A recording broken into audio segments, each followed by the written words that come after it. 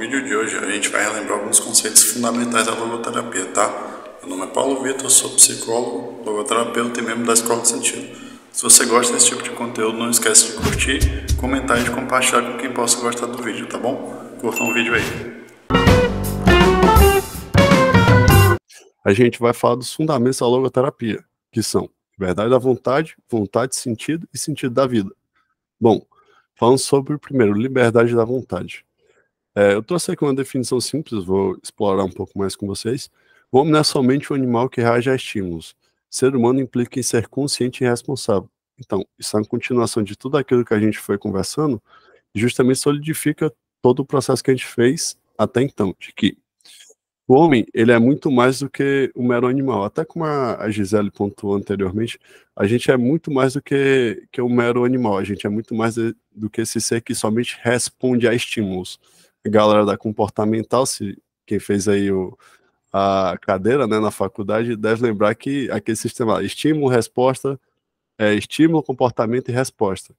E muita gente até hoje entende que o ser humano é isso, que a gente está sempre reagindo a estímulos e que isso aumenta ou diminui a probabilidade de um comportamento, mas o Frankl, agora puxando a sardinha para a minha abordagem, né, a logoterapia, Frankl vai um pouco mais além que isso, de que apesar da gente sofrer a influência do ambiente, a gente não é necessariamente determinado pelos fatores que nos acontecem. Claro, somos limitados, a gente não pode voar, a gente não pode, tem gente aí que tem um pulmão de ferro, né, mas a gente não pode viver debaixo d'água.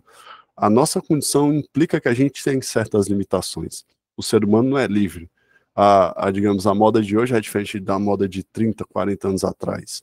E isso, apesar de ser, digamos, o padrão que influencia a visão como uma pessoa se veste, do que ela pensa, do que ela consome, do que ela pode eventualmente acreditar ou deixar de acreditar, influencia e tem um papel muito importante na maneira como a gente vivencia as coisas, mas isso não determina de maneira alguma. O meio que a gente vive, os condicionamentos que nós somos expostos, apesar de terem uma influência, eles não são determinantes. Então, Frankl traz duas questões muito importantes, que é, pelo que o ser humano se sente responsável e perante quem ele se sente responsável. E são perguntas como essas que fazem com que a logoterapia dê um passo a mais, faça um questionamento ainda mais, digamos assim, íntimo para as pessoas. A gente sai daquela conversa sobre, você tem a segurança, você tem o alimento, você tem, digamos assim, a sua renda, agora se realize. E o Frankl vai nessa de que, talvez isso tudo seja suficiente para algumas pessoas, mas não para todo mundo. E deixando bem claro, galera, ter bens materiais não quer dizer que a sua vida vai ser vazia de sentido. Nem que a pessoa que é rica vai ser infeliz, nem que a pessoa pobre vai ser infeliz também. Tudo depende de como a pessoa valora toda aquela situação. A pessoa pode ter muito pouco e aquele pouco ser suficiente para realizar o sentido da vida dela. Ela, na liberdade dela, buscou aquilo. E aquilo faz sentido para ela.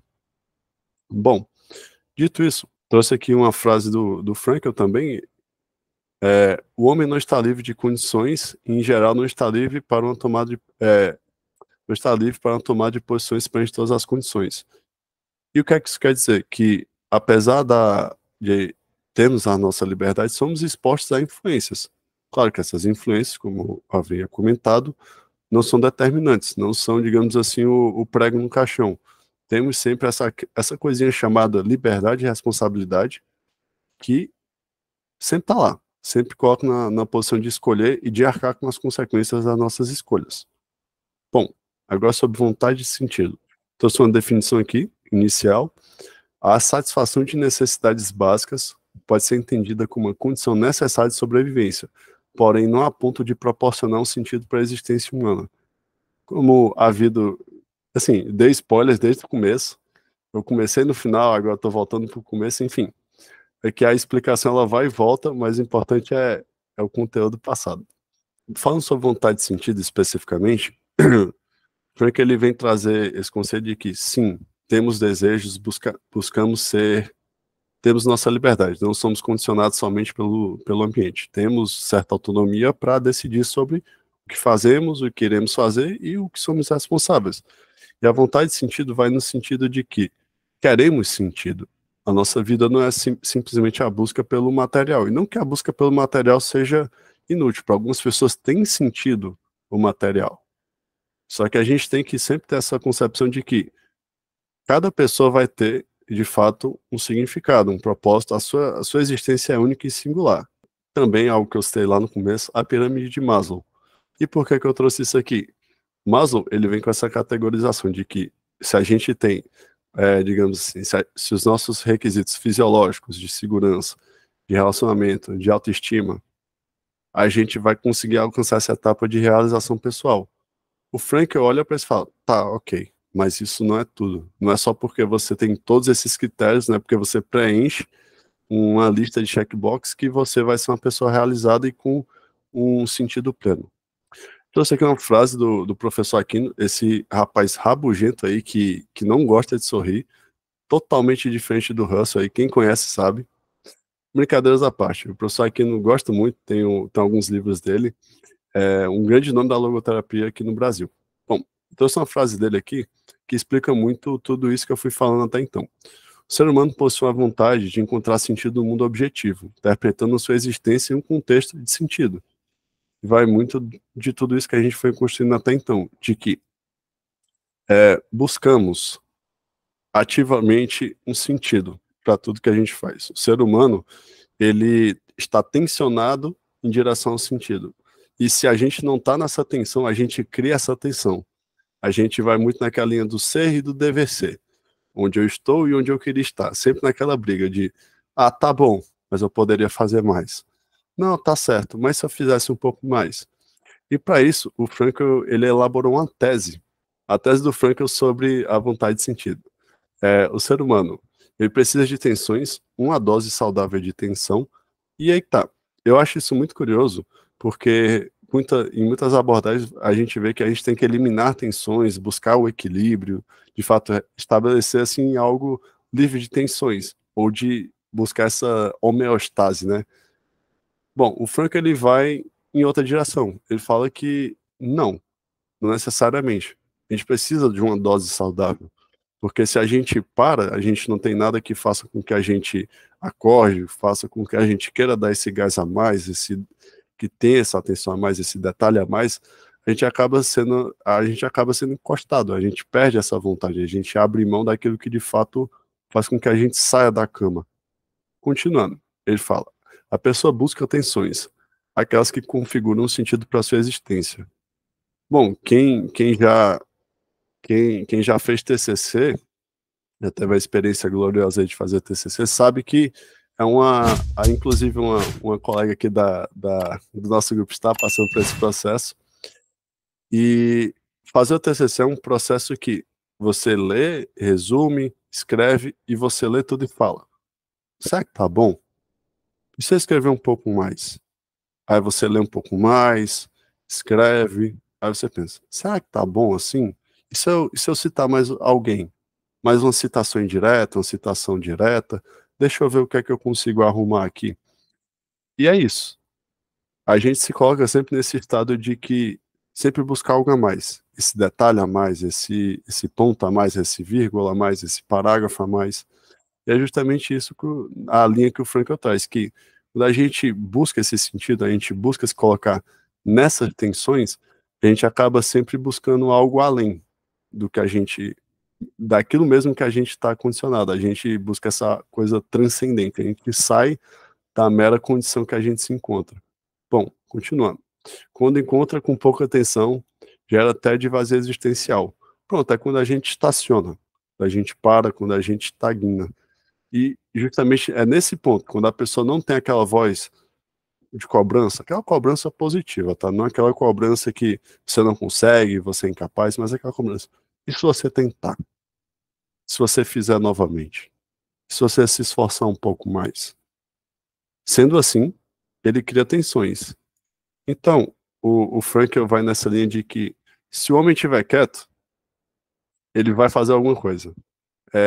Buscar sempre ativamente uma tensão, uma dor de cabeça, né? Uma dor de cabeça saudável, colocando em outras palavras.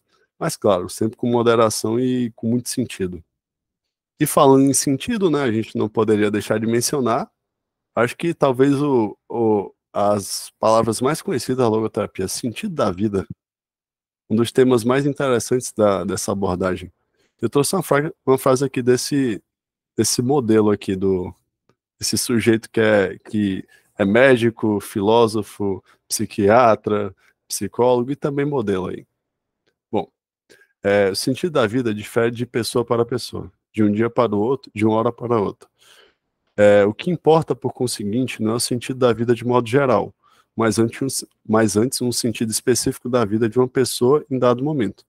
Bom, Franco mesmo fala que sobre o porquê que a gente está aqui, para onde a gente vai, é o tipo de sentido que a logoterapia não busca responder, porque é o supra-sentido, é o sentido que vai além daquilo que a gente se propõe a tratar. O sentido da vida. A logoterapia não se arrisca nessas linhas. Mas sobre o sentido da sua existência, do que faz sentido hoje, do que pode ser feito, daquilo que faz ou não faz sentido, aí é a área que a gente trabalha. E, para exemplificar isso, nada melhor que o exemplo do xadrez. Quem joga xadrez, quem já jogou xadrez, sabe que não existe algo como uma jogada perfeita. Não existe algo como assim, você mexe um peão, mexe o bispo e arrasta o bispo ali do outro lado. Não existe a jogada perfeita no xadrez, existe sempre a jogada perfeita para a ocasião. Às vezes o bispo não vai estar na posição que você queria, às vezes o cavalo vai estar na posição desfavorável para o seu rei. Então, a situação exige a jogada ideal, a jogada possível. E a mesma coisa com a vida. Às vezes a gente escuta muito, case, tenha filhos, arrume um emprego que pague bem, e isso para algumas pessoas faz sentido. Só que é uma receita de bolo, e é o tipo de situação que, como no xadrez, mate o rei, mate a rainha e ganha o jogo. São instruções muito genéricas, e que à medida que a gente vai vivendo, a gente vai vendo que talvez a vida não seja tão fácil. Talvez aquela jogada que me disseram não funcione nesse jogo, não funcione nessa configuração atual. E que é justamente entender que cada configuração, cada pessoa, cada momento da sua vida vai ter uma configuração, vai ter uma resposta que se destaca mais. A jogada perfeita é sempre a jogada possível, dado as peças, dado o seu estado enquanto jogador de xadrez. Então, a jogada certa é sempre a jogada que é possível em determinado momento, em determinada situação.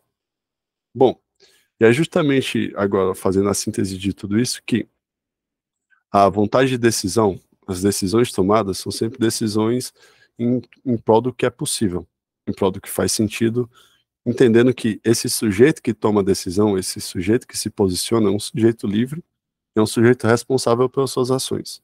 Tão livre que pode abdicar de sua liberdade. Mas aqui estamos falando de um sujeito, né, que assume com prazer a liberdade e o peso dela, que é a responsabilidade sobre as suas ações, sobre as suas decisões. Pessoal, o que vocês acharam do vídeo? Não esqueça de deixar o comentário, curtir e compartilhar com quem possa gostar do vídeo, tá bom? Um abraço.